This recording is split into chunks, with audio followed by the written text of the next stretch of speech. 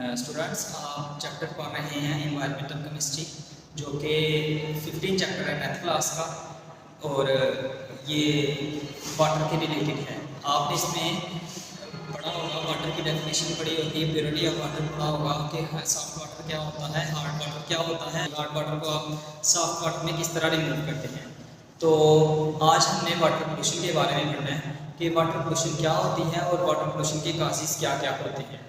Water pollution की सबसे पहले हम डेफिनेशन पढ़ते हैं कि वाटर पोल्यूशन की डेफिनेशन है कि वाटर बॉडीज का कंटेमिनेट हो जाना वाटर पोल्यूशन कहलाता है। वाटर पोल्यूशन क्या होता है कि कंटेमिनेशन ऑफ वाटर बॉडीज, और ये जो पोल्यूटेंट्स होते हैं जो कि हार्मफुल सब्सटेंसेस होते हैं वो डायरेक्टली या इनडायरेक्टली डिस्चार्ज हो जाते हैं विदाउट प्रॉपर ट्रीटमेंट। उनकी प्रॉपर ट्रीटमेंट नहीं होती, वो डायरेक्टली डिस्चार्ज हो जाते हैं। वाटर में से क्या रिलीज हो, क्या काज होता है, वाटर पोल्यूशन काज होती है। उसके बाद हमने पहला जो टॉपिक पढ़ना है वाटर पोल्यूशन का, या वाटर पोल्यूशन का जो काजेस है, पहला काजेस है वो है इंडस्ट्रियल एफ्लुएंट्स। इंडस्ट्रियल एफ्लुएंट्स क्या होते हैं, इसमें हम एक पैराग्राफ दिया गया है और इसके बाद इसके कुछ इफेक्ट्स होते हैं। ये पैराग्राफ पढ़ने की बजाय आप लोग 4 से 5 शॉर्ट क्वेश्चंस हैं वो याद कर लें तो आपको ये पैराग्राफ कंप्लीट हो जाएगा। इस पैराग्राफ में कौन कौन से क्वेश्चंस होते हैं कि इंडस्ट्रीज क्या होती हैं, इंडस्ट्रियल वेस्ट क्या होता है, इंडस्ट्रियल वेस्ट की कंपोजिशन क्या होती है, इंडस्ट्रीज होती हैं वो अपना वेस्ट किस तरह डिस्चार्ज करती हैं बाहर। तो ये 4-5 क्वेश्चंस हैं वो मैंने लिखे हुए हैं, वो इधर भी लिखे हैं बोर्ड के ऊपर, तो वो हम देखते हैं, इससे हमारा ये टॉपिक कंप्लीट हो जाएगा। इंडस्ट्रीज क्या होती हैं कि व्हाट आर इंडस्ट्रीज। इंडस्ट्रीज वो वाले यूनिट्स होते हैं, वो वाले प्लांट्स होते हैं जो कि माशरे में मौजूद लोगों की ज़रूरतों को पूरा करने के लिए इस्तेमाल होते हैं। इंडस्ट्रीज क्या होती हैं, इंडस्ट्रीज वो वाले प्लांट्स होते हैं, वो वाले यूनिट्स होते हैं जो वो प्रोडक्ट्स बनाती हैं जो माशरे में मौजूद, सोसाइटी में मौजूद लोगों की ज़रूरतों को पूरा कर सके, ताकि लाइफ के स्टैंडर्ड को अपग्रेड किया जा सके। उसमें आपके पास पेपर की इंडस्ट्री है, फैब्रिक्स की इंडस्ट्री है, फार्मास्यूटिकल की इंडस्ट्री है, टेक्सटाइल की इंडस्ट्री है, ऑटोमोबाइल की इंडस्ट्री है और केमिकल की इंडस्ट्री है। इसके अलावा जो भी आप अपने इर्द गिर्द चीज़ें देखते हैं उस सब की इंडस्ट्री होती है। उसके बाद है इंडस्ट्रियल वेस्ट या इंडस्ट्रियल एफ्लुएंट्स। इंडस्ट्रियल वेस्ट देखें, इंडस्ट्रीज 2 तरह के प्रोडक्ट बनाती हैं, एक डिज़ायर्ड प्रोडक्ट होता है और एक अनडिज़ायर्ड प्रोडक्ट होता है। डिज़ायर्ड प्रोडक्ट वो मार्केट में बेच देते हैं ताकि उससे वो क्या किया जा सके, उससे मुनाफा कमाया जा सके। और इंडस्ट्रियल वेस्ट क्या होते हैं, या अनवांटेड या अनडिज़ायर्ड प्रोडक्ट क्या होते हैं, वो डिस्चार्ज किए जाते हैं, बेच दिए जाते हैं कहाँ पर, वाटर बॉडीज़ में या फिर ओपन ग्राउंड्स में उनको डिस्चार्ज किया जाता है।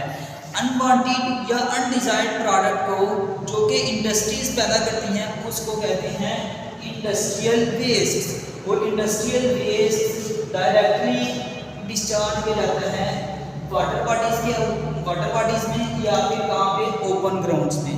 ये आप अभी तक आपके 3 क्वेश्चन हुए हैं कि इंडस्ट्रीज क्या होती हैं, इंडस्ट्रियल वेस्ट क्या होता है, और इंडस्ट्रीज अपना जो वेस्ट है वो डिस्चार्ज किस तरह करती हैं, या तो वो वाटर बॉडीज़ में डिस्चार्ज कर देती हैं या वो कहीं उसको जो अपना वेस्ट है वो उसको ओपन ग्राउंड में डिस्चार्ज करती हैं।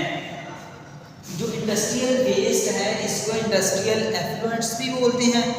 इसलिए इसकी कुछ कंपोजिशन है, इंडस्ट्रियल वेस्ट किस तरह बनता है या इंडस्ट्रियल वेस्ट में क्या क्या चीज़ें शामिल हो सकती हैं। उसमें आपके पास हाईली टॉक्सिक ऑर्गेनिक केमिकल्स होते हैं जिसमें आप बेंजीन होते हैं, क्लोरोफॉर्म होते हैं, टॉलिन होती हैं, फॉर्मल्डिहाइड होते हैं। ये आपने ये बड़ी बुक में आपकी बुक में नहीं लिखी हुई, आपने लिख लेने हैं कि benzene, chloroform, toluene, formaldehyde industrial waste में शामिल हो सकता है। उसके बाद मिनरल एसिड्स हैं, HCl होता है मिनरल एसिड में, H2SO4 होता है और HNO3 होता है। ये सारी चीज़ें आपने लिख लेनी है, ये आपकी बुक में नहीं लिखी हुई। उसके बाद आयंस एंड ग्रीसेस होती हैं, इनऑर्गेनिक साल्ट्स होते हैं, इनऑर्गेनिक साल्ट्स में जिंक के सल्फेट्स होते हैं, लेड के सल्फेट होते हैं और इसी तरह निकल के सल्फेट्स होते हैं। ये सारी की सारी। उसके बाद हैवी मेटल्स होती हैं, हैवी मेटल्स में कैडमियम की आ जाती है आपके पास, कैडमियम आती है, मरकरी आती है और इस तरह लेड आती है। 3 हैवी मेटल्स आपके बुक में लिखी गई हैं। हैवी मेटल्स हैं, ये सारी की सारी इंडस्ट्रियल वेस्ट हैं, ये उसकी कंपोजिशन है। इसके अलावा कहता है कि जो वाटर है ये भी इंडस्ट्रियल वेस्ट के तौर पे इस्तेमाल होता है।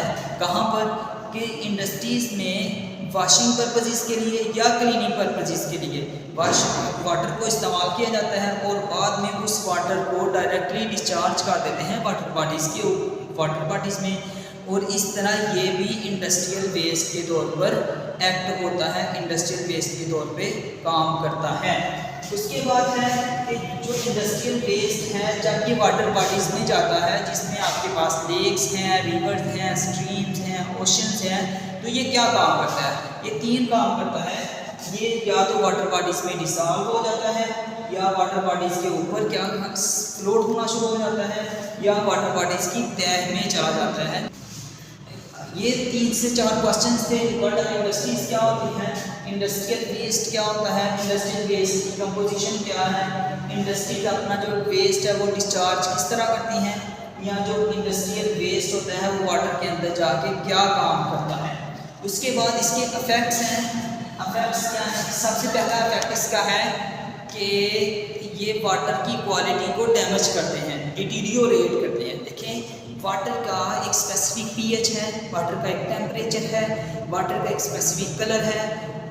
उसके बाद कुछ टर्म्स हैं जिसमें आपके पास डीओ बोलते हैं डिसॉल्व्ड ऑक्सीजन को, बीओडी बोलते हैं बायोलॉजिकल ऑक्सीजन डिमांड को, सीओडी कहते हैं केमिकल ऑक्सीजन डिमांड को। ये सारी वाटर की प्योर वाटर की अपनी होती हैं। अगर इसमें कुछ ना कुछ कमी आ जाए या चेंज हो जाए तो इसको बोलते हैं डिटीरियोरेट कर देना। डिटीरियोरेट का मतलब है कि ख़त्म कर देना या उसको डिस्टर्ब कर देना।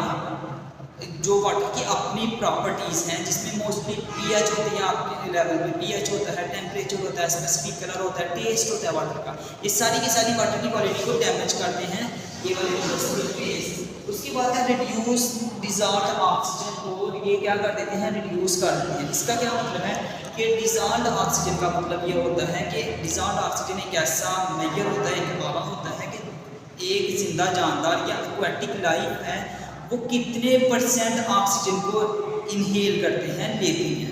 एनिमल्स हैं, ऑर्गेनिजम्स हैं, जिंदा जानदार हैं और इनको जिंदा रहने के लिए किसकी ज़रूरत है, ऑक्सीजन की। How much oxygen is required by living organisms, इसको मेजर करना क्या कहलाता है, डीओ बोलते हैं, डिसॉल्व्ड ऑक्सीजन को। और अगर ये वाटर की क्वालिटी को डैमेज कर रहे हैं तो अल्टीमेटली ये डीओ को भी कम कर रहे हैं। डीओ को कम कर रहे हैं तो ये एक्वाटिक लाइफ को डिस्टर्ब कर रहे हैं, एक्वाटिक लाइफ को डैमेज कर रहे हैं। ये इसका दूसरा पॉइंट है। उसके बाद है तीसरा कि अगर हम इसको ओपन ग्राउंड में वो करते हैं, रखते हैं, ये वाले जो है इंडस्ट्रियल वेस्ट को ओपन ग्राउंड में डिस्चार्ज करते हैं तो ये नीचे की तरफ क्या होना शुरू हो जाएगा, सीप डाउन होना शुरू हो जाएगा। और हम जानते हैं कि ज़मीन के नीचे वाटर है और वाटर की क्वालिटी को ये क्या करेगा, डैमेज करेगा। और अगर ये नीचे जाएगा तो नीचे क्या चीज़ है आपके पास, ग्राउंड वाटर है। और ग्राउंड वाटर 3 चीज़ें इस्तेमाल करते हैं, या तो ये साइल को डैमेज करेगा, ground water contaminated ground water हो जाएगा ना, फिर जब ये सी ग्राउंड नीचे जाएगा। इंडस्ट्रियल वेस्ट जो ओपन ग्राउंड्स में हमने रखे थे या डिस्चार्ज किए थे वो आहिस्ता आहिस्ता नीचे जाते हैं, सीप डाउन होती हैं। सीप डाउन होने के बाद ये ग्राउंड वाटर की क्वालिटी को डैमेज करते हैं। अगर वो कंटेमिनेटेड वाटर होगा तो वो साइल को डैमेज करेगा। और अगर वो वाटर एनिमल्स इस्तेमाल करेंगे तो वो उसकी एनिमल्स की बीमारियों का बायस बनेगा। और उसके बाद अगर वो ह्यूमंस इस्तेमाल करेंगे तो ह्यूमंस को भी वो क्या करेगा, ह्यूमंस में भी मुख्तलिफ बीमारियों का बनने का काज बनेगा। उसके बाद कहते हैं हैवी मेटल्स को। अच्छा, हैवी मेटल्स किसे कहते हैं? Heavy metals are those metals which have high atomic weight. और ये बहुत लो क्वांटिटी में भी इंसान के लिए टॉक्सिक काज कर सकती हैं। उसमें ppm का लेवल मेरे ख्याल से होता है और मिलीलीटर का या ppm लेवल पे भी ये बहुत टॉक्सिक होती है। ppm कहते हैं पार्ट्स पर मिलियन को। और ये कहते हैं कि इन्वायरमेंट में परसिस्ट करते रहते हैं। अगर ये इन्वायरमेंट में आ जाएं तो ये इन्वायरमेंट में वो नहीं होती, इसकी ये डिकम्पोज नहीं होती, ये इन्वायरमेंट में ही मौजूद रहती हैं।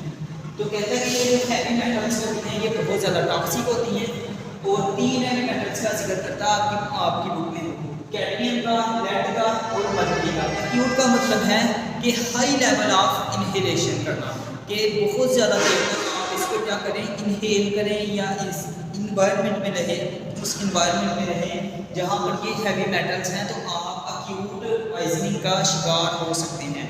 जिसमें आपके पास एक्यूट कैडमियम है, ये हाई ब्लड प्रेशर के पेशेंट्स को क्या करता है, बढ़ावा देता है। इसी तरह ही किडनी फेलियर इसमें बीमारी का हो सकती है। रेड ब्लड सेल्स क्या काम करते हैं, ऑक्सीजन को लेके जाते हैं मुख्तलिफ सेल्स की तरफ, उसको डैमेज कर सकता है, डिस्ट्रक्शन कर सकता है, उसकी तबाही पे फेर सकता है उसकी। उसके बाद है एक्यूट लेड के बारे में।